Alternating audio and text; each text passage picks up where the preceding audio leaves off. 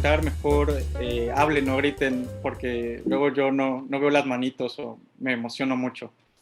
Entonces, pero bueno. Entonces, Clifford Alkin Gill, todavía en 1928, en el siglo XX, comentaba que la epidemiología pues estaba, por así decirlo, en su infancia, en pañales, ¿no?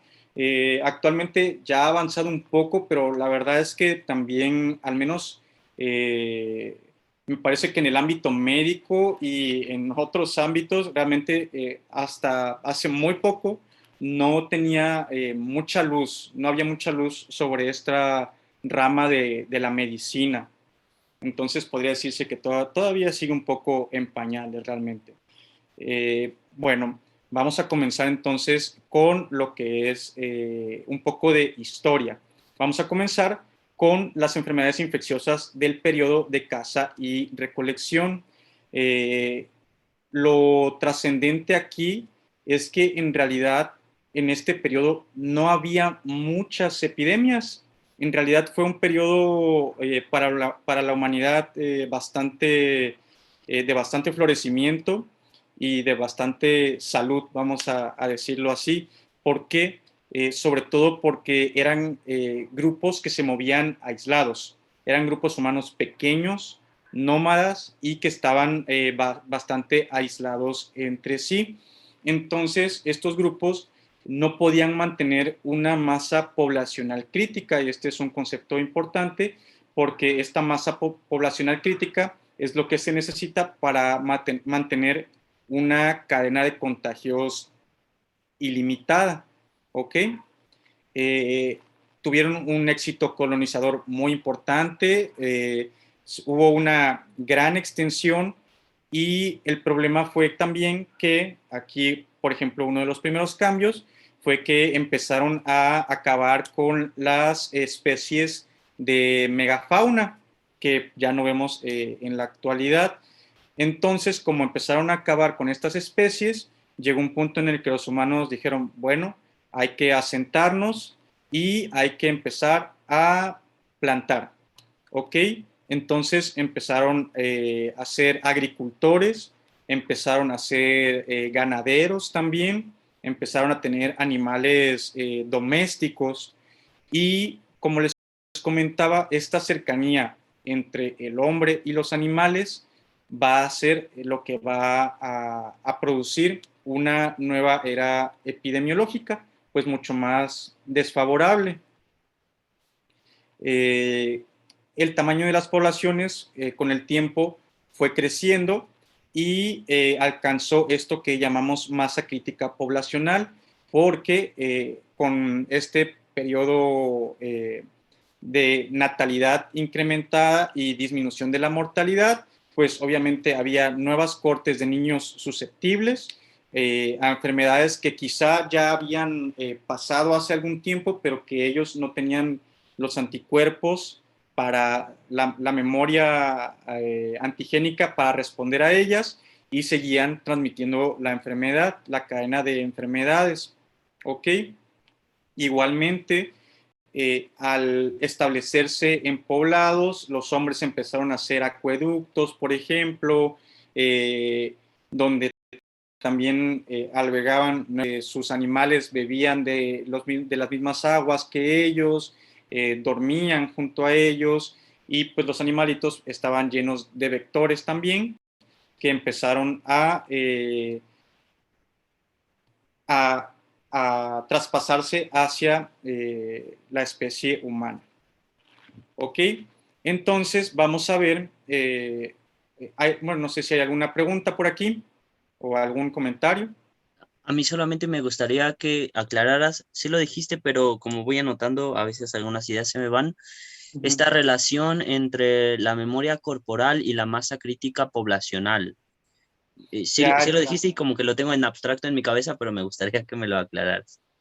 ya. Bueno, esto ya es un poco más de microbiología, pero recordemos que cuando una enfermedad ataca a un huésped, este huésped se va a defender por medio de su sistema inmunológico. La enfermedad lo que contiene son algunas células o proteínas llamadas antígenos y el huésped va a producir, en respuesta a estos antígenos, va a producir anticuerpos. Estos anticuerpos son parte de su sistema inmunológico y son pues la memoria inmunológica, lo que hace que cuando la enfermedad vuelva a atacar al huésped o al ser humano, en este caso, pues esta enfermedad ya no sea eficaz, ¿no? O sea, una enfermedad más leve o en todo caso no se contagie el huésped. Entonces, hay también maneras, aparte de enfermarse, de traspasar estos anticuerpos.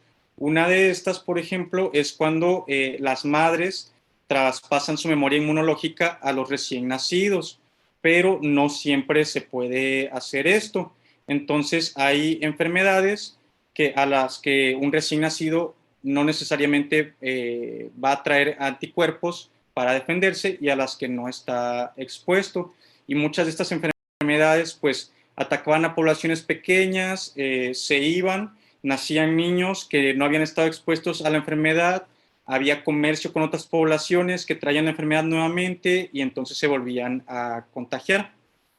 No sé si así está un poquito más claro. Sí, muchas gracias, súper claro. Ok, ok. Bueno, entonces vamos a ver que podemos dividir también tres grandes periodos epidemiológicos sucesivos. El primero es la formación de grandes sistemas ecosanitarios aislados. Estos son grandes espacios sociopolíticos, pero como ya dijimos, son aislados, solo producen intercambios internos y tienen enfermedades infecciosas, pero que están aisladas en cada ecosistema. Y estos eran cinco: el sur de Asia, el este asiático, el Oriente Medio, el Mediterráneo y la zona subsahariana. Obviamente estamos hablando de un mapa totalmente eurocéntrico y que a América la deja por completo de fuera. Sin embargo, pues también ya estaba con sus propias enfermedades América. Pero bueno, eso es otro tema muy distinto. Una segunda época es la de la fusión progresiva de estos ecosistemas sanitarios. ¿Por qué se va a dar esta fusión progresiva? Precisamente también pues por causa del hombre, debido al comercio a larga distancia, las guerras, las misiones, las pescas, los viajes de descubrimiento, ¿ok? Y en una última instancia va a haber un ecosistema sanitario único que sería pues ya el momento presente, lo que se conoce como aldea global, en donde pues ya no existen barreras infranqueables ni hay fronteras y todo es posible. ¿Ok? Entonces, vamos a hablar un poco de plagas y pestes en la antigüedad. En las primeras civilizaciones tampoco era, al menos no tenemos registros tan puntuales de lo que eran sus epidemias. En Egipto, por ejemplo, hay algunas menciones en el papiro de Evers que probablemente se debían a la malaria. Como podemos ver, la malaria es una enfermedad transmitida por un mosquito y como ellos vivían a orillas de este río, pues los mosquitos se reproducen fácilmente en los alrededores del agua. Entonces era muy fácil que tuvieran este tipo de enfermedades vectoriales. Veneraban a una diosa de la peste llamada Sekhmet, de la cual yo no tengo mucho conocimiento, pero se me hace muy cool. En realidad es como esta mujer con cabeza de león. Y tienen momias que demuestran afecciones dérmicas de viruela y lepra. Y en los libros sagrados, como la Biblia, el Talmud, el Corán, también contienen, pues de hecho, varias menciones también sobre la lepra y otras enfermedades contagiosas, ¿no? Ahora, en algo que estamos muy familiarizados nosotros, la etapa de expansión de la antigüedad clásica, que viene del siglo VI antes de Cristo hasta el siglo II después de Cristo.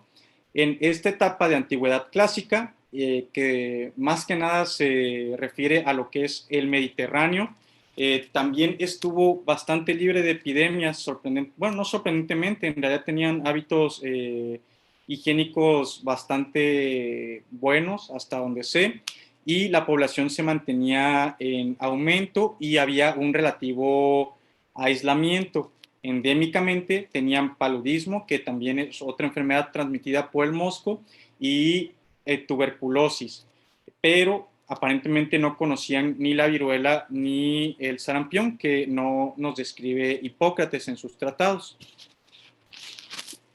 Regresando un poquito a Hipócrates, lo voy a tocar de manera muy breve, porque en clases anteriores ya Tere nos hizo el favor de desglosarlo de manera magistral su doctrina. En realidad, Hipócrates con las epidemias, lo que tiene que ver más que nada es que tuvo un tratado específico llamado de los aires, las aguas y los lugares, donde hablaba más que nada sobre las causas ambientales de las enfermedades, en lugar de atribuirlas a un origen divino. Hipócrates nos decía primero, por ejemplo, que las estaciones del año pueden afectar también en la salud del hombre, porque en el verano pues hay epidemias de disentería, diarrea y fiebre, y en el invierno, cuando las aguas están frías y escarchadas, puede haber flema y dolores de garganta. También Hipócrates nos hablaba acerca de que el modo de vida de los habitantes de los lugares era importante, si eran bebedores y comían en exceso y se mantenían inactivos, o si eran atléticos, industriosos y bien alimentados y bebían poco, ¿no? Entonces, otra vez regresamos a cómo este medio ambiente determina condiciones físicas y mentales del hombre y de sus enfermedades. Como vemos, el medio ambiente es tanto la casa del hombre como la de otros microorganismos, que si bien hay cierto antagonismo aquí, yo no vería al hombre como bueno y a los virus y demás microorganismos como los malos, ¿no? Eh, bueno, aquí estoy entrando como en un terreno un poco de opinión personal, pero pues más que nada son relaciones vitales, pensaría yo, y pues también el hombre se ha dedicado un poco a invadir la casa de los demás seres, ¿no? Entonces no es sorpresivo todo lo que le pasa, aunque obviamente no es un castigo divino, ¿no? Pero sí es de cierta manera una retaliación de la naturaleza. No sé si alguien quiera decir algo o comentar algo. ¿No? Bueno, continuamos. Entonces, hay una segunda etapa de estancamiento del mundo clásico. Esta va del siglo III hasta el siglo VI. Aquí, en los años del 165 al 180, va a haber una serie de epidemias conocidas como peste antonina o peste de Galeno. Aquí es cuando la viruela empieza a hacer sus apariciones recurrentes, y vamos a ver que pues, la viruela ha tenido hasta prácticamente el siglo XX, una gran influencia en el mundo del hombre. Igual en los años 211 al 266 empezaron las epidemias de sarampión. La peste antonina viene por el apodo de Antonino de Marco Aurelio, que era corregente de Lucio Vero, y que ambos fallecieron en el año 169, y cuyo nombre, apodo, quedó asociado a la epidemia. Ahora, obviamente no podían faltar las imágenes un poco fuertes. La peste antonina. Los síntomas también se llama peste de Galeno porque fue efectivamente descrita por Galeno. No se sabe con exactitud qué enfermedad es. Las investigaciones apuntan sobre todo a la viruela, una variedad hemorrágica de la viruela.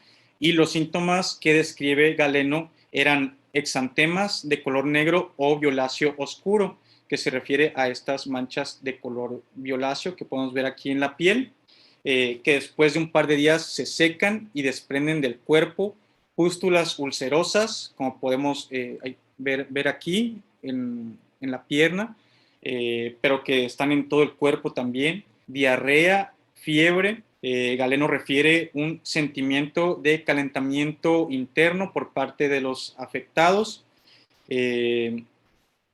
En algunos casos, sangre en las deposiciones, o sea, en la popó, pérdida de la voz, tos con sangre, debido precisamente a las pústulas que aparecen en la cara y en sectores cercanos, en mucosas. Entre el 9º día de la aparición de los exantemas y el 12º, la enfermedad se manifestaba con más violencia y era donde más se producían muertes. ¿Ok? Los investigadores han descartado otras epidemias que venían más adelante, sobre todo por sus características anatomopatológicas.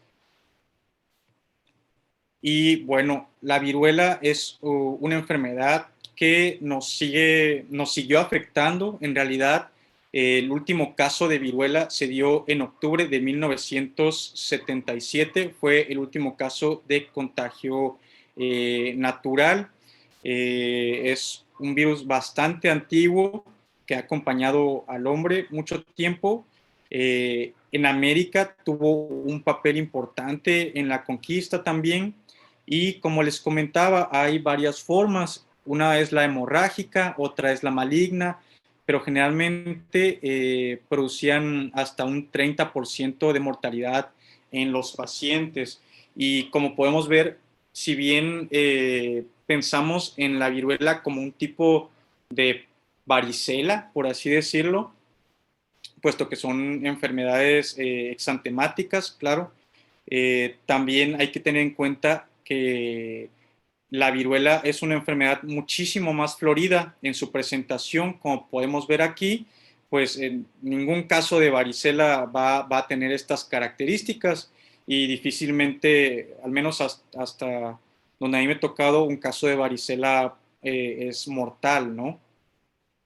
Claro eh, y de hecho esto es algo que muchas veces los defensores de la vacunación es algo en lo que ponen mucho énfasis, porque nuestra generación en realidad, así como otras enfermedades, ya no conoció la viruela y los estragos que producía. Entonces, claro que como no tenemos esa memoria colectiva de esa enfermedad, pues muchas personas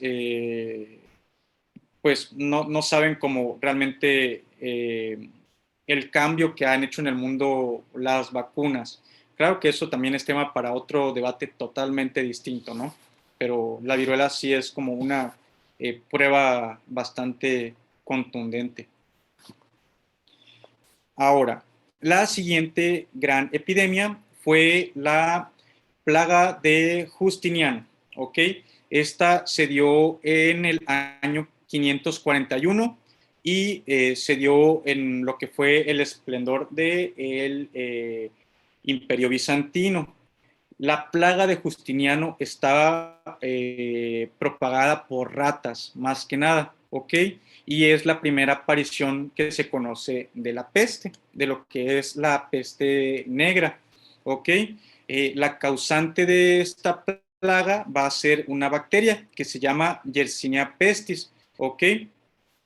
Pero que regresaría después, hasta 8 siglos más tarde, conocida como peste negra. Sin embargo, esta es importante porque se cree que esta plaga fue la que ayudó en la crisis económica y social que finalmente derrocó a lo que fue el imperio bizantino. ¿Ok? Ya en en este lapso de tiempo, pues se puede ver que hubo un alto en el avance de la ciencia y hubo cierta regresión, si quiere decirse así, en cuanto al conocimiento médico. Más bien sería un estancamiento, como creo que Tere nos comentó en la clase pasada. En realidad la medicina hipocrática duró muchísimo tiempo todavía, toda la Edad Media y hasta el Renacimiento, básicamente. Entonces no hubo muchos avances durante este tiempo. ¿Ok? Como les comentaba, la peste bubónica, lo que es la plaga de Justiniano, pues es causada por la Yersinia pestis, que también fue la causante de la peste bubónica. Entre sus síntomas vamos a tener los llamados bubones, que aparecen, son bultos que aparecen en las axilas, el cuello y la ingle, aunque también se puede producir en pulmones o en sangre, produciendo lo que se llama peste neumónica o septicémica. Entonces, no se produce tampoco, por ejemplo, con una mordedura de rata. Lo que va a pasar es que las ratas traen en sí un vector, que es la pulga. Como recordamos, la higiene en la Edad Media ya no era tan buena como en la Grecia clásica. Entonces, las personas vivían en condiciones de hacinamiento, de pobreza y eran muy propensas a contraer este tipo de enfermedades. También se llamaba peste negra porque producía cierta muerte de tejido y el color negro de la piel por la necrosis. ¿Ok? La peste negra, sobre todo, fue una epidemia que duró muchísimo tiempo, muchísimo tiempo. El último brote fue, de hecho, a principios del siglo XIX y tenía cierta cadena de contagios particular. Se originaba en Asia, en países asiáticos, y se iba extendiendo por Europa. ¿Por qué? Pues por las mismas rutas comerciales, como por ejemplo la ruta de la seda. Entonces, tenía estaba dada con cierta periodicidad, ¿ok? Y para cuando llegaba a estas costas, pues aquí ya se había acabado, pero volvía a comenzar en Asia y volvía a dar el mismo recorrido. Entonces tenían oleadas y oleadas y oleadas de peste. Era bastante, bueno, imponente. Sobre todo, más que nada, fue el lapso de tiempo que duró. Fue muchísimo tiempo. Por eso es que tuvo tantas muertes. Perdón. ¿Okay? Bueno, aquí es donde salen nuestros queridos amiguitos, los doctores de la peste, de Forst. Bueno, esta vestimenta fue inventada por Charles Delorme en 1630. Primero se usó en París y luego se extendió a toda Europa. En realidad el traje pues tampoco tiene mucho de peculiar. Más que nada, sobre todo vamos a ver que tienen un sombrero que denota su actividad médica, aunque eran médicos en realidad o estudiantes o médicos de segunda categoría. No eran los médicos más reconocidos los que se encargaban de esto. Y aparte, bueno, la característica más llamativa, que es la máscara con el pico de pájaro, en realidad tenía esa forma para albergar sustancias aromáticas y paja, sustancias como ámbar gris, hojas de menta, estoraque, mirra, láudano, pétalos de rosa, alcanfor y clavo de olor. porque recordemos que la teoría miasmática de Hipócrates todavía se encontraba muy extensa en esas épocas. Entonces, creían que las enfermedades pues se esparcían por miasmas en el aire. Claro que la peste bubónica o la peste negra, actualmente más conocida como la bacteria Yersinia pestis, no se ha erradicado. Todavía entre el 2010 y 2015 podemos ver en todos estos países la cantidad de casos que hubieron. Entonces, todavía existe en el mundo, sobre todo si nos fijamos, son países Madagascar, Congo, Uganda, Tanzania, Perú, Bolivia, Mongolia. Son países que probablemente no tengan las mejores medidas sanitarias, ¿no?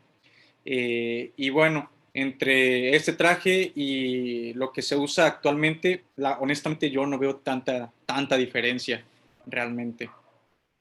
No sé si alguien tenga algo que comentar o que preguntar. Bueno, a mí me llama la atención la adaptación de la teoría miasmática en la Edad Media. No sé si en realidad pudiera ser idéntica a la que había sido esbozada por Hipócrates, porque me parece que él tiene en cuenta los efectos del medio, en realidad una especie de armonía entre los elementos que componen la naturaleza y el cuerpo humano.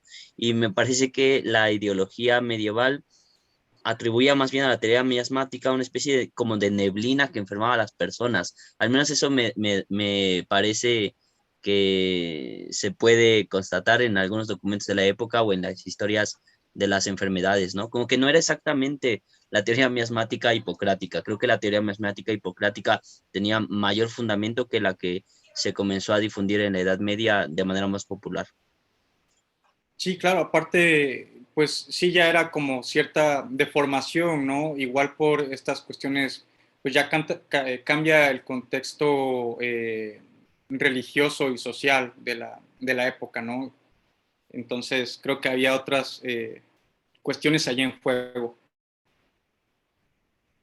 Ok, bueno. Eh, eh, Vamos a hablar entonces ahora de otra enfermedad. Primero, empezando por nombrar a la persona que le puso nombre, y de hecho ahorita recordé algo que, bueno, a ver, lo comentaré más adelante, pero bueno, la sífilis. La sífilis, su nombre viene de un poema de un médico llamado Girolamo Fracastoro. Este publicó en Venecia un libro que se llama De Contagione e Contagiosis Morbis et Eorum Curatione, en donde pues comenta a la peste, lepra, tisis, sarna, rabia, entre muchas otras, y ahí venía lo que es la sífilis. Claro que él también, de hecho, estaba, bueno, no sé si, como dice Luis, sea una deformación de la teoría miasmática, pero él también comentaba que había como que el contagio más bien podía ser, en algunas enfermedades sí por la teoría miasmática, pero al menos en la sífilis habla de un contacto directo, aunque no se refiere a contacto sexual de manera así puntual. Y la única alusión que se encuentra en su poema es esta que dice: aléjate de Venus y sobre todo evita los suaves placeres de la copulación, pues nada es más dañino. La misma hermosa Venus odia el contagio tal como las jóvenes doncellas. Entonces, bueno, eh, hay como que también varias cuestioncillas ahí, porque hay hallazgos de lesiones sifilíticas óseas en excavaciones arqueológicas, pero hay dos grupos, uno que sitúa su origen en América y otro que lo ubica en Europa, Oriente y África.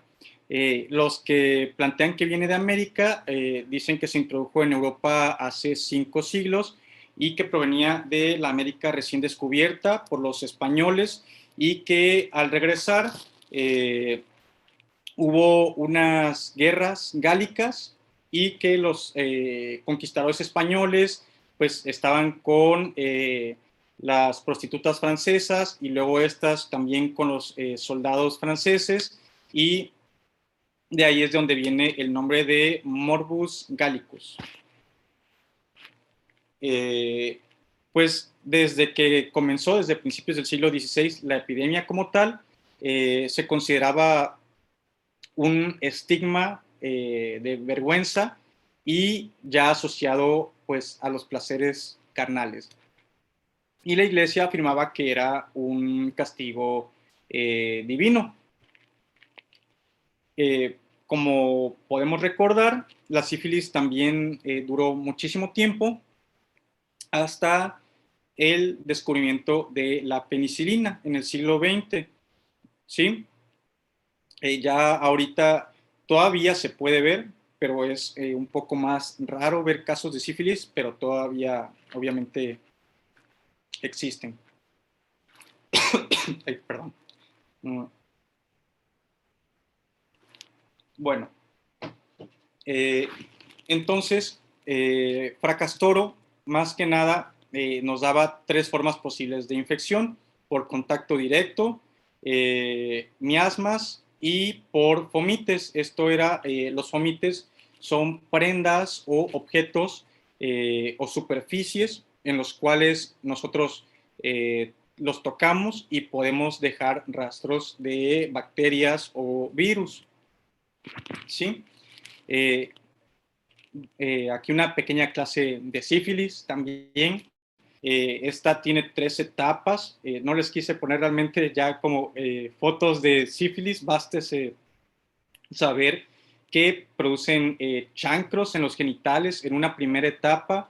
En una segunda etapa producen erupciones generalizadas en la piel, y en una tercera etapa puede haber también ya afectación neurológica, ¿ok?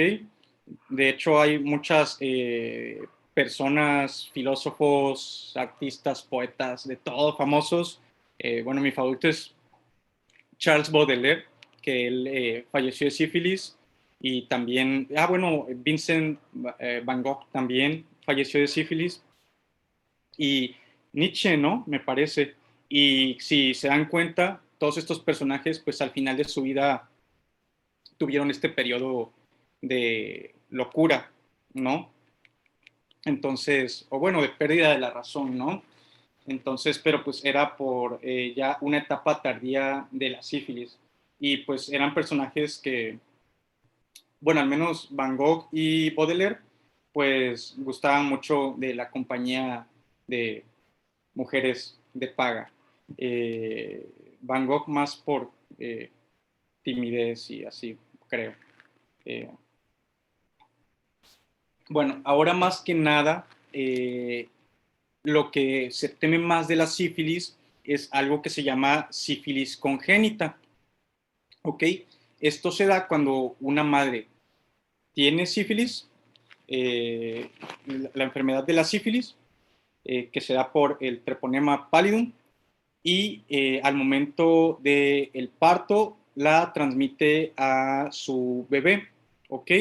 Entonces, el bebé pues puede llegar a manifestar una gran gama de signos clínicos, como un aumento en el tamaño del hígado, linfadenopatías, que es cuestiones linfáticas, anemia hemolítica y exantema mucocutáneo. Generalmente tienen descamación palmoplantar igual, y el exantema es bastante característico, pero la descamación también, luego los pediatras tienen mucho cuidado con estos niños porque es sumamente contagiosa, y si tocas a un niño sin guantes, así te puedes contagiar de sífilis. Entonces, como ya hemos visto, los siglos XVI y XVII realmente tuvieron pocos avances en servicios médicos y tratamientos. En realidad, se trataba ya más que nada de las famosas cuarentenas y aislamientos que también todavía se daban en el siglo XVIII, como nos comenta Foucault en alguno de sus escritos. ¿Ok? Estos se fueron generalizando en Europa y bueno, vamos a comenzar igual con un poco de epistemología, por así decirlo, al menos de lo que es la epidemiología. No sé si tengan alguna pregunta por aquí o duda o comentario.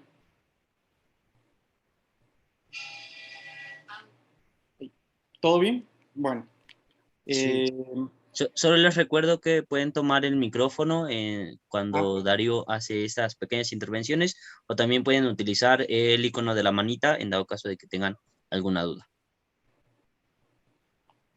sí, bueno. Eh, Vamos a comenzar entonces con lo que es el padre de la estadística sanitaria, que es Thomas Sydenham. Este fue un médico militar y que lo que hacía era, sobre todo tenía estos recuentos poblacionales para dos cosas: determinar la carga de impuestos y reclutar miembros para el ejército. Pero después comenzó también con los registros de nacimiento y de mortalidad, ¿ok? Que hasta ese entonces, como casi, bueno, no casi todo, pero gran parte de lo que era la medicina, pues era llevado por la Iglesia católica, ¿ok?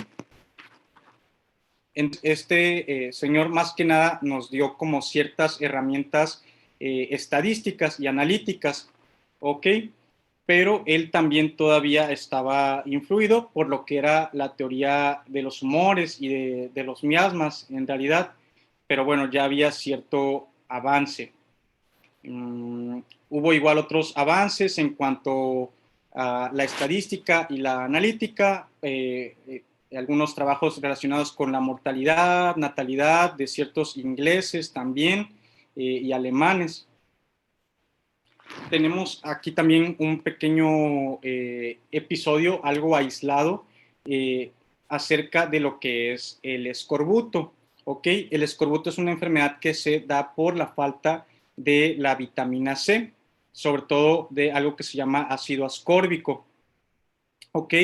Entonces, James Lind, que era un médico militar también y que era, bueno, de la Marina Británica, realizó un ensayo clínico. Es el antecedente histórico que se tiene sobre un primer ensayo clínico. Lo que él hizo fue agrupar a 12 marineros en parejas que eran marineros que presentaban síntomas de escorbuto y los trató con diferentes, con diferentes alimentos, con sidra, vinagre, elixir de vitriolo, agua de mar, naranjas y limones, ¿ok? Y fue a los marineros a los que les dio las naranjas y los limones, en los que vio la mejoría notable, incluso vio que se las comían con mucha avidez, ¿sí? Como les comentaba, el escorbuto es una enfermedad que tiene su origen en la ingesta deficiente de vitamina C, que es necesaria para sintetizar el colágeno. El colágeno también es una estructura que se encuentra en los tejidos de la piel, por eso podemos tener una palidez, pérdida de dientes, ojos hundidos, puntos de color oscuro en la piel, hemorragias y hemorragias en las membranas mucosas también. Ahora vamos a pasar a otro experimento muy célebre y que ha tenido repercusión hasta el día de hoy, que incluso pues viene siendo como una de nuestras principales armas, por así decirlo, contra las cuestiones epidemiológicas, ¿no? Y es esta aventura que tuvo un médico llamado Ignaz Philipp Semmelweis. ¿Ok? Ignaz Philipp Semmelweis es un médico austriaco, me parece, si no me equivoco, que, perdón, vienés. Entonces, él laboraba en estos hospitales de Viena, que eran hospitales de maternidad, y por ese entonces había una muy alta tasa de mortalidad en las mujeres que daban a luz. Lo que Ignaz Philipp Semmelweis hizo fue observar, tardó mucho tiempo y fue algo que le preocupó muchísimo, eh, pero vio cómo en un hospital que era atendido por médicos en formación, por estudiantes de medicina, había una gran tasa de mortalidad, y en otro hospital en el que solamente las mujeres eran atendidas por parteras, la mortalidad era mucho menor. Entonces se dedicó a observar, y lo que vio fue que los estudiantes de medicina pues tenían clases en el anfiteatro, estaban diseccionando cadáveres y obviamente metían las manos, bisturís, demás, y de ahí se pasaban a revisar a las mujeres que acababan de parir, por lo que pues terminaban infectándolas. La fiebre puerperal actualmente se conoce como sepsis puerperal, y es una infección que comienza en el tracto genital, pero que se puede extender a la sangre, ¿ok? Y generalmente tiene pronóstico malo, ¿sí? Lo que Ignaz Philipp Semmelweis ideó pues fue el lavado de manos obligatorio para que los estudiantes, después de realizar sus prácticas, revisaran a las mujeres sin que hubiera mayor peligro, ¿ok? Sin embargo, Semmelweis pues tenía como una muy mala actitud, por así decirlo, muy mal carácter, y sus colegas realmente no aceptaron muy bien sus teorías y lo tacharon de todo, y terminó pues en la pobreza y también con pérdida de la cordura. Entonces, es una historia muy, muy padre. Sus experimentos, tiempo después, fue Louis Pasteur quien llegó para confirmarlos, pero ya de distinta manera, y darle a Semmelweis pues el lugar que merecía en la historia, ¿no? Como les contaba, pues era esta diferencia de mortalidad en las clínicas la que él observó, y lo que actualmente también es una herramienta epidemiológica muy importante. Y la intervención fue el lavado de manos con una solución clorinada de limón. Les comento, pues no, la higiene de manos no es un concepto nuevo, pero obviamente todos desde chiquitos pues nos dicen lávate las manos antes de comer y después de ir al baño y demás, y lo tenemos tan integrado en nosotros que no es algo a lo que le demos como tanta importancia. Sin embargo es totalmente central, y hasta la fecha actual es una práctica central en los hospitales, y hay paquetes de prevención y acciones que se llevan a cabo, supervisiones, porque es algo de lo que se debe tener una vigilancia sumamente estricta. Igual. Aquí, Uh-huh.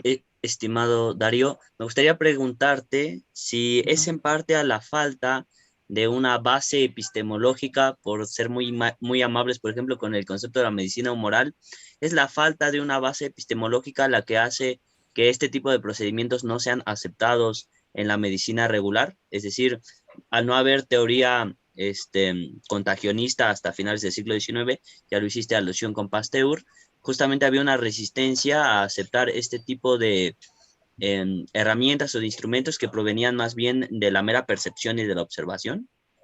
Sí, claro, totalmente, totalmente de acuerdo. Efectivamente, como nos dice, eh, fue Canguilhem o fue, creo que ahí sí, o Bachelard. Bueno, hay esta ruptura epistemológica, hay un cambio, aunque creo que yo lo voy a usar con Louis Althusser, pero creo que sí viene de Bachelard el término. La ciencia se produce una ruptura y entonces ahí después, bueno, el resto del mundo termina siguiéndolo, ¿no? Entonces sí, efectivamente, con la invención del microscopio y el descubrimiento de este mundo bacteriológico, todas estas teorías empezaron, la teoría del germen, pues empezó a cobrar importancia y este tipo de acciones sanitarias, pues empezó a extenderse por todo el mundo. Efectivamente es eso. Y pues fue que ya en ese momento hubo un quiebre y pues se abandonó la teoría humoral y pues a Hipócrates. Aunque obviamente en este grupo lo queremos mucho y no lo hemos abandonado. Bueno, vamos a hablar ahora de una enfermedad muy importante, de la cual pues muchas veces no se tiene como idea de la magnitud que ha tenido en la historia de la humanidad, el cólera. Sin embargo, el cólera, como vamos a ver, a partir del siglo XIX, ha tenido no una ni dos, sino 8 pandemias. Y sí han sido pandemias en realidad, porque se ha extendido alrededor de todo el mundo y pues ha durado eh, lapsos considerables. Generalmente inicia en la India, ¿ok? Viene siempre, como podemos ver aquí, de la India, América del Norte, Asia, África, Asia, el subcontinente indio, Indonesia, Asia, siempre se propagaba de la India hacia los demás continentes. A México le ha tocado ya en las últimas pandemias y de hecho, bueno, no sé si a ustedes, a mí sí me tocó todavía, creo, en los 90s, que pues estaba todavía este gran miedo al cólera y en la tele aparecían también muchos comerciales sobre el vida suero oral, por ejemplo, y era algo que todavía se tenía muy presente y que de hecho tampoco se ha ido todavía, incluso en México hasta tan tarde como en unas fechas ya por ahí del 2010 más o menos, en esos años, no recuerdo bien la fecha exacta, pero hubo en Hidalgo un brote bastante grande de cólera, ¿ok? Entonces, y muchas veces, de hecho hay en hospitales es bastante común que de repente cuando se hace, se investigan los alimentos que se preparan ahí y demás, que puedan encontrarse el vibrio cólera por ahí flotando en alimentos o en aguas residuales. Eh, bueno, el cólera, como sabemos, es una enfermedad diarreica. La vía es por la ingestión de agua, bebidas o alimentos contaminados. Como tal, el tratamiento del cólera es la hidratación. Hay un plan de hidratación en 3 fases, ¿no? Por lo que se consideraría benigna, pero que sin este tratamiento de rehidratación, pues sí puede llegar a ser mortal. Y la prevención sobre todo son medidas de saneamiento básicas, clorar el agua, alimentos bien cocidos, evitar alimentos que se vendan al aire libre, ¿ok? Y la desinfección de las frutas y las verduras, que como sabemos, estas crecen en la tierra y el agua con la que se riega la tierra pues también puede contener el vibrio cólera. Bueno, vamos a ver a un personaje muy importante que desgraciadamente vio su nombre mancillado por un personaje de televisión y es Jon Snow. Jon Snow se considera el padre de la epidemiología porque fue en el siglo XIX una figura inglesa que atendía a las grandes esferas de la sociedad, a la reina, pero se hizo famoso por atender una epidemia de cólera en Inglaterra. Pero pues este personaje de televisión le robó su nombre de repente y ya lo pones en Google Jon Snow y no te aparece el médico que permitió que estuviéramos aquí todos, sino pues este eh, príncipe de la, ya no me acuerdo cómo se llamaba el lugar donde vivían, pero bueno, el punto es que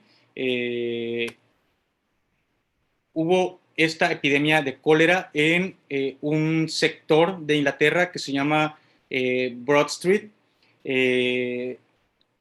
Todavía no estaba bien definida la teoría del germen, obviamente, y Jon Snow lo que hizo fue basarse en características geográficas de los distritos, y él trataba de ver si era el aire o alguna otra cuestión la que estaba produciendo los casos de cólera. Sin embargo, lo que terminó utilizando pues fue un mapa de la ciudad que también se volvió después una herramienta epidemiológica muy grande. Lo que encontró fue que las muertes por cólera se daban todas alrededor de algunas tomas de agua en la ciudad y había lugares donde había menos muertes porque, por ejemplo, era una fábrica de cerveza. Entonces, los trabajadores de la fábrica, pues cuando tenían sed, bebían cerveza y no se alimentaban de el agua que corría en la ciudad. ¿Ok? Entonces, fue que Jon Snow se dio cuenta que la causa del contagio era el agua con la materia fecal que la contamina. Y, bueno, pues eso sería todo de mi parte por lo pronto. No sé qué tal les haya parecido, si tengan preguntas o dudas, aclaraciones.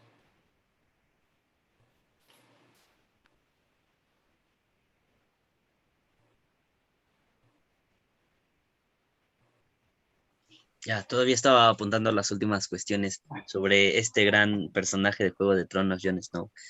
Me gustó mucho la exposición, me parece que fue sumamente clara. También abriste varios temas de investigación y de argumentación. Yo me quedo por ahora con la ruptura epistemológica que representa la comprensión de la medicina contagionista para comprender evidentemente epidemias como la que estamos viviendo actualmente.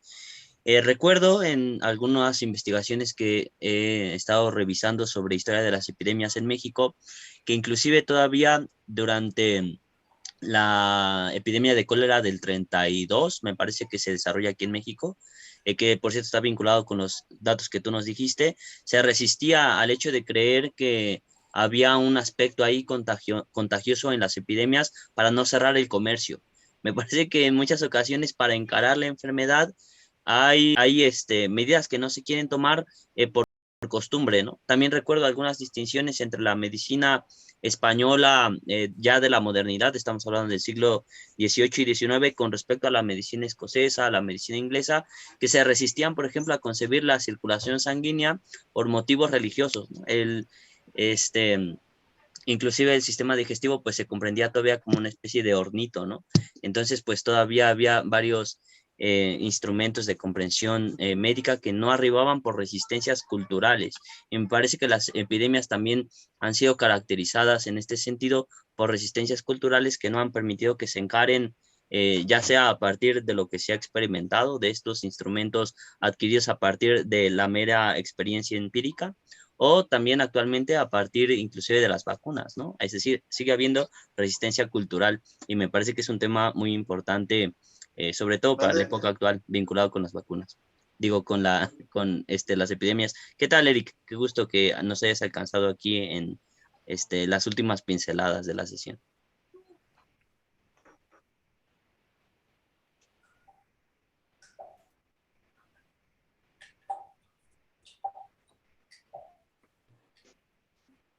¿Quieren comentar algo más? ¿Alguna cuestión que Sí, les haya es llamado que la pensé que iba atención? a Sí. comentarlo el compañero, pero sí, de hecho lo que tú dices es bastante importante. Yo pensaría que, por ejemplo, se puede ver incluso hasta tiempos recientes como cuestiones, por ejemplo, más bien sociales o económicas incluso pueden influir en este tipo de decisiones en el ámbito de la salud, porque, por ejemplo, como el año pasado los vuelos al inicio de la epidemia de COVID no se cerraban, ¿no? Sino que siguió habiendo todo este comercio internacional. Ahorita, de hecho, ahorita que ya apareció esta nueva variante, ya muchos países, de hecho, ya prohibieron los vuelos de África a sus países, pero el año pasado realmente no se hizo eso. Y México también, por ejemplo, si recordamos, pues aguantó bastante. Y bueno, de hecho, creo que no se cerraron fronteras nunca en realidad, eh, sino fue como, bueno, dejemos que nos llegue la ola y nos bañe por completo, ¿no? Entonces, ahí sí hay como cuestiones bastante importantes, no solo de carácter científico, sino también político y económico.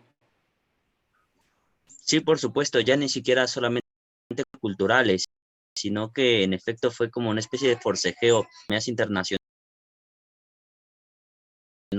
para bien crear sus fronteras al último y bien mantuviera bien poder tener mayor libertad en el comercio. Y también en cuestiones de la especulación, pues dónde se va a invertir, pues en el país que no cierre sus fronteras, ¿no?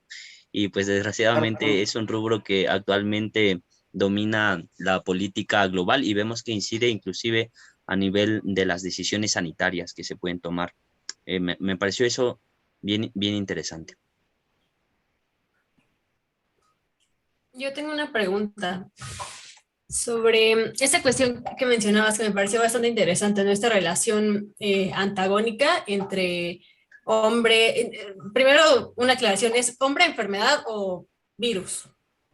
Pues es que sería más bien hombre enfermedad, pero también enfermedad pues es el proceso, más bien sería hombre y patógeno, ¿no? Entonces, sí sería más bien hombre y patógeno. Patógeno ya englobaría muchas otras cosas, bacilos, bacterias, virus, que son distintos tipos de patógenos. Incluso también, digo, estos no son patógenos como tal, pero los animales son algo que se llama vectores, o sea, los animales transportan las enfermedades hacia nosotros y es nuestra convivencia tan cercana a ellos. Y ni siquiera quiero decir convivencia de,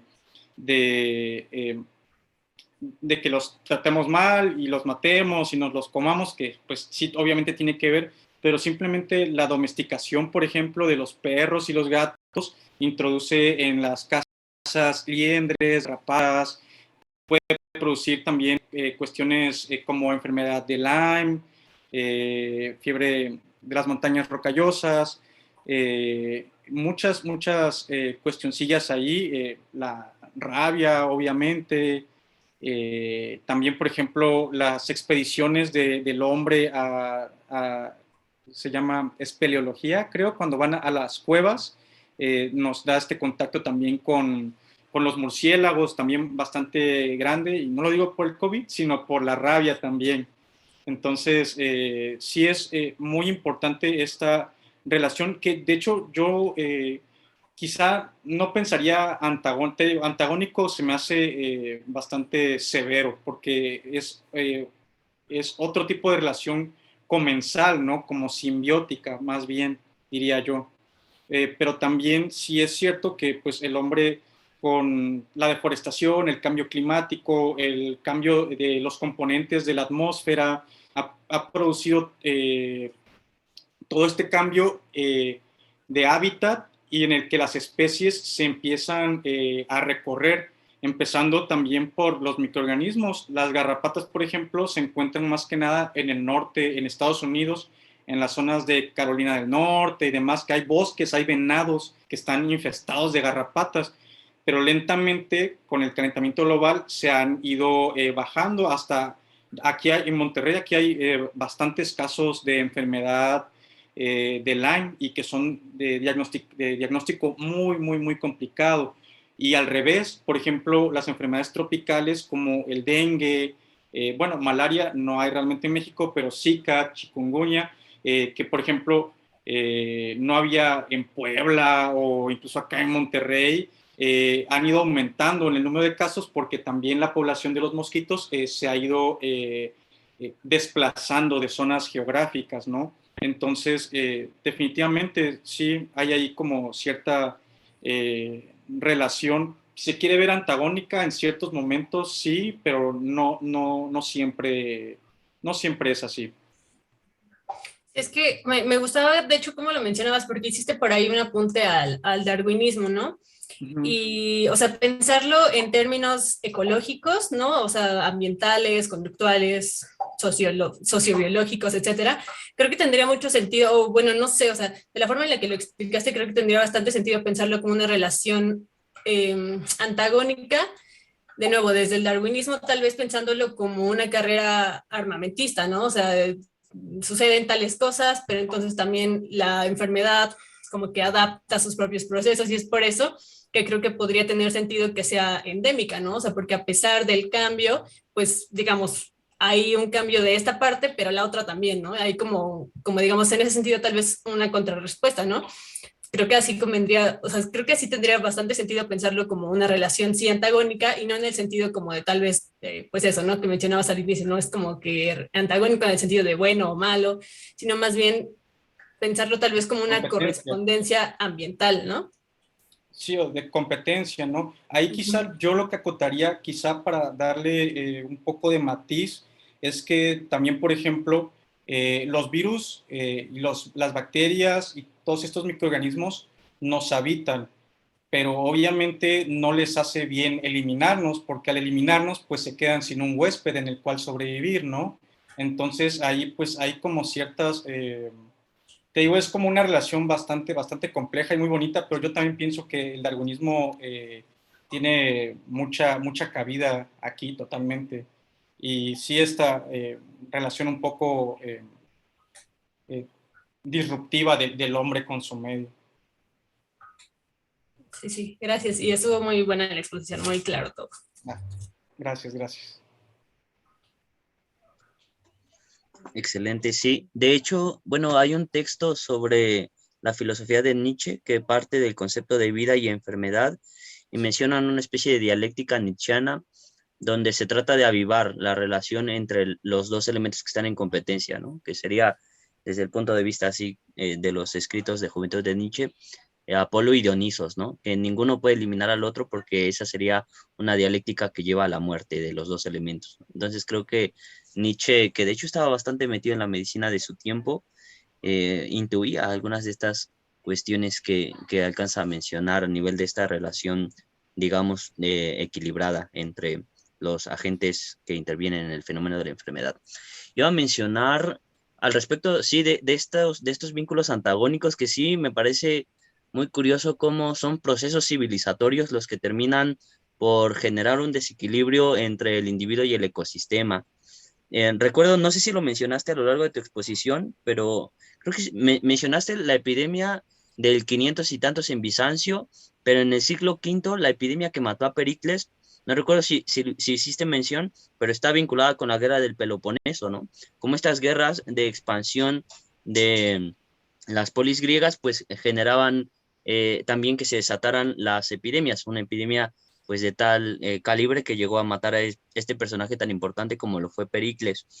Y lo digo así en términos de una especie de antagonismo entre el hombre y la naturaleza que está presente en el desarrollo de la civilización, porque me parece que inclusive está presente como intuido en los mitos, ¿no? No sé si han tenido oportunidad de revisar el mito de Gilgamesh, la epopeya de Gilgamesh, pero es después de que van a invadir el bosque de los cedros, cuando enferma Enkidu y fallece Enkidu, ¿no? Entonces, y era una especie de signo del proceso civilizatorio, porque van a los bosques a cortar árboles para llevárselos a los templos que están fundando en las ciudades. Entonces, me parece que ahí, y repito, después de que se llevan a cabo esta acción, es que enferma Enkidu y se desata todo el drama de la epopeya de Gilgamesh. Creo que hay algo presente en los mitos, evidentemente no una epistemología de la enfermedad, pero sí esta idea del equilibrio que está presente en la medicina, que mantiene de alguna manera el, las relaciones entre el sujeto y el ecosistema que podrían mantenernos salvaguardados de estas enfermedades y su escala tan destructiva manifiesta en una epidemia. Me parece curioso. Claro, claro, totalmente. Y también, como se menciona, igual es importante recalcar que desde el inicio de estas cuestiones de las epidemias, eh, cómo el tiempo de expansión se ha ido acortando, de hecho, ¿no? Porque estas epidemias que tenían sus rutas específicas que casi siempre, digo, y no es por atacar, pero casi siempre vienen del este, pues tardaban meses o años porque iban en estas expediciones comerciales, ¿no?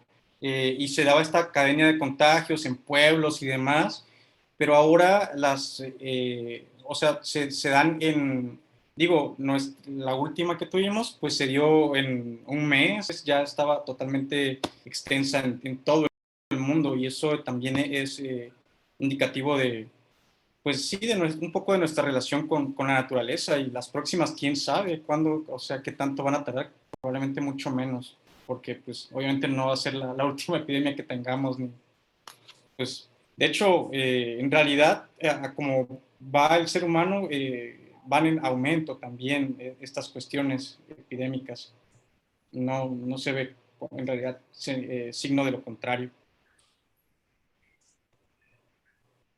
pero Sí, bueno, caray, pues bueno, no bueno, quisiera, mientras, no quería terminar desoladamente la sesión, pero pues mira, ya nos orillaste como los seres humanos, hemos orillado a los animales a vivir en contacto con nosotros, así tú nos orillaste a terminar esta sesión con pesadumbre. no, pero bueno, al menos yo creo que se puede dar la vuelta y más bien en realidad sí tratar de tener un poco de conciencia social y ecológica, más que nada. De hecho, yo a mí, digo, no es que yo fuera de esas personas que tiran la basura en la calle y así, pero estudiar este tipo de cosas me ha dado una gran conciencia de nuestra relación con la naturaleza enorme, enorme, enorme, enorme, y de cómo con poquito que hagamos en contra de ella, también nos afecta a nosotros de manera directa. Es una relación simbiótica total, total. Entonces es muy, muy, muy, muy, muy importante.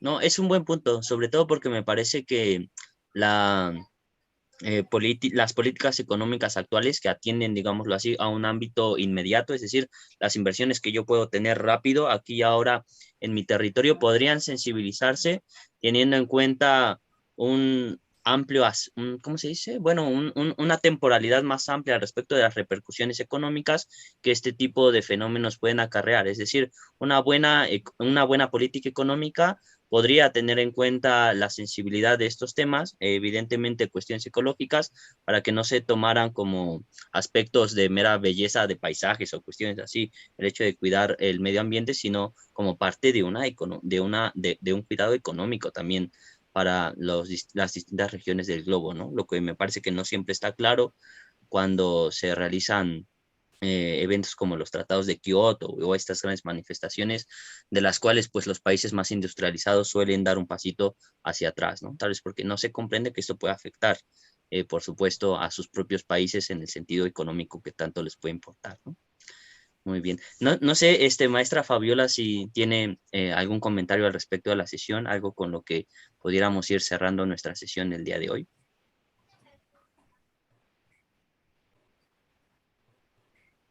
Muchas gracias. Sí, bueno, pues de entrada, súper interesante, Darío, todo lo que nos has compartido y el artículo también como la parte, pues, historiográfica, creo que es de lo más bonito que hay cuando revisamos todas estas cosas, porque ahorita, digo, además viene como la parte que nos das con el artículo y esta parte de tu explicación creo que hace como un muy excelente, match, ¿no? Que queda súper bien. Bueno, a mí particularmente me interesa muchísimo, se me hace muy padre y muy interesante el tema de la epidemiología en general. Bueno, yo estoy como, insisto, más familiarizada con la epidemiología en el área de salud mental, pero como ver toda esta evolución y revisar cómo se fue dando, cómo surgieron las cosas a partir de cuando detalles que de pronto uno no tiene presente y cosas que se me hacen también súper interesantes, que leíamos en el artículo que nos compartiste y que los vemos como, perdón, como de pronto ahora tan naturales. No sé, me llamaba como la atención este primer punto hipocrático, ¿no? De lo frío con lo caliente y lo caliente con lo frío, digamos, eso yo me ponía a pensar que son cosas que habitualmente las asumimos como muy naturales, ¿no? Tiene tal padecimiento y ponle no sé qué o dale no sé cuál, y es como muy intuitivo. Sin embargo, como toda esta reflexión que se hace en esos tiempos ante las circunstancias en donde se pensaba que, digamos, pues que la enfermedad era, pues, digamos, algo sobrenatural, ¿no? O sea, una situación,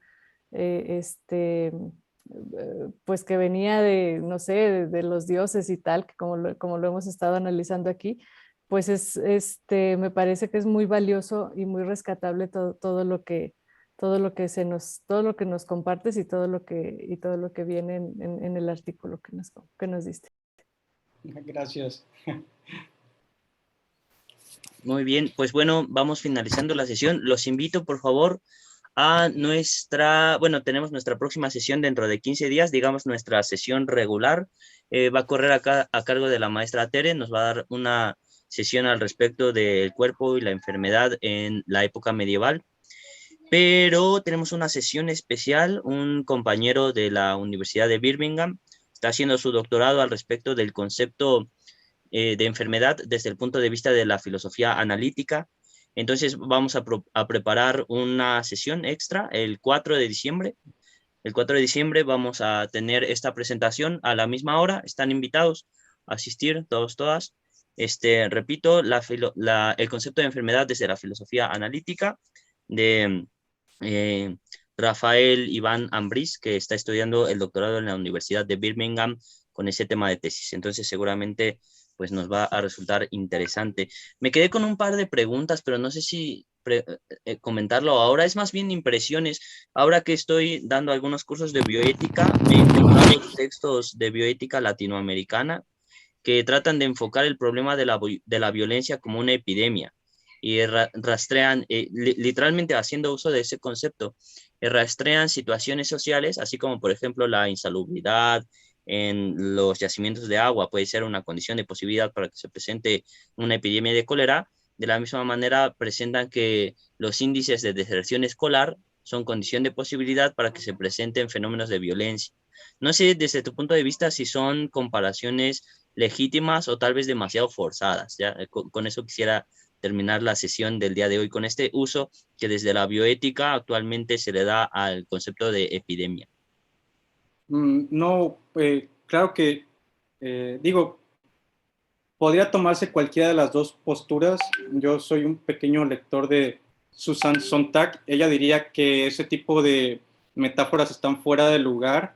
Yo pienso que si te ayudan a comprender mejor ese tipo de relaciones, hay que usarlas. Incluso yo me aventuraría a decir que, bueno, pero es que es un poco ambiguo porque la violencia, de todas maneras, pues es endémica en el ser humano, ¿no? O sea, hay una cierta relación ya ahí estable, nunca nos ha abandonado realmente. Claro que si lo ves de manera, eso es de manera macroscópica, pero si lo ves de manera microscópica y puntual, efectivamente sigue siendo endémica en los pueblos, pero si hay, como veíamos en estos canales, hay cierto número de casos de violencia, si de repente hay picos, aumenta, pues sí, podría hablarse de una epidemia totalmente. Yo creo que eso es esta polinización entre las ciencias y demás, por mí al menos personalmente no tiene nada de malo. Claro que hay gente que probablemente sea más purista al respecto. Sí, en efecto está ahí medio raro. Tal vez merecería la pena dedicarle una sesión, porque hay muchos estudios que han utilizado este tipo de instrumentos metodológicos para dar a explicar sus ideas, inclusive comparaciones entre la diabetes, el número de personas que ha matado la diabetes mellitus en los últimos 5 años y las personas que han padecido heridas graves y que han llegado a perecer por las mismas, ¿no? Sí, yo tengo frescos algunos estudios al respecto, pero bueno, ya los comentaremos después. Mientras, pues les agradezco haber asistido a esta sesión del seminario, estuvo muy buena, tuvimos poca asistencia, pero hubo calidad en las intervenciones, lo cual es siempre importante. De cualquier manera, pues bueno, quedó grabada para ponerla a disposición de nuestros compañeros y compañeras que se perdieron la sesión. A lo mejor ya empiezan a sentir el frío que anuncia las vacaciones decembrinas, pero todavía tenemos actividades en el seminario, así que espero que los aquí presentes no flaqueen. Nos vemos dentro de 2 semanas con la exposición de Tere y dentro de una semana, les repito, están invitados para la sesión especial al respecto de el concepto de enfermedad desde la filosofía analítica. Con esto cerramos nuestra sesión. Que tengan todos muy buena noche. Darío, muchas gracias por la exposición. Estuvo Gracias, increíble. gracias por venir, Gaby. Gracias a ti. Gracias, hasta luego. Hasta Nos luego. vemos. Hasta luego, Bye. buenas noches. Hasta luego, Eric, que estás invitado a las sesiones, ¿eh?